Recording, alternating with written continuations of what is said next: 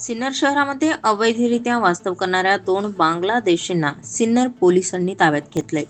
ग्रामीण पोलीस अधीक्षक doctor D. S. स्वामी यांच्या मार्गदर्शनात सिन्नर पोलीस स्टेशनचे पोलीस निरीक्षक श्रीराम पवार यांना मिळालेल्या गुप्त माहितीनुसार पांडवनगरी भागातील श्रुती अपार्टमेंटमध्ये एक महिला व एक पुरुष संशयास्पद रीतीने आपली ओळख लपवून राहत आहे.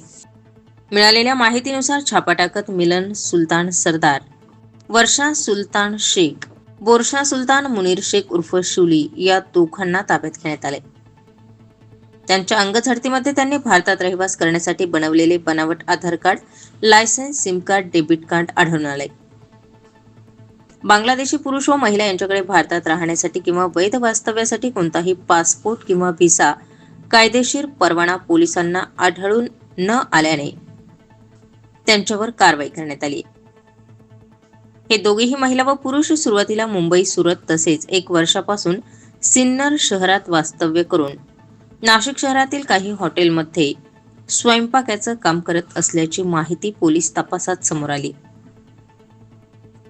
सदरची कामगिरी पोलीस अधीक्षक डॉक्टर डी. एस. स्वामी, अपर पोलीस अधीक्षक विमला एस., नाशिक ग्रामीण उपविभागीय पोलीस अधिकारी के. के. पाटील यांच्या मार्गदर्शन सूचनांप्रमाणे सिन्नर पोलीस ठाण्याचे पोलीस निरीक्षक श्रीराम पवार यांच्या आदेशान्वये प्रेमकुमार दांडेकर, गुन्हे शोध पथकातील पोलीस अंमलदार नितीन डावखर, विनोद टिळे, कृष्णा कोकाटे, प्रशांत सहाणे, आप्पासाहेब काकड, विलास बिडगर, महिला अंमलदार रुपाली डुमरे यांनी ही कारवाई केली.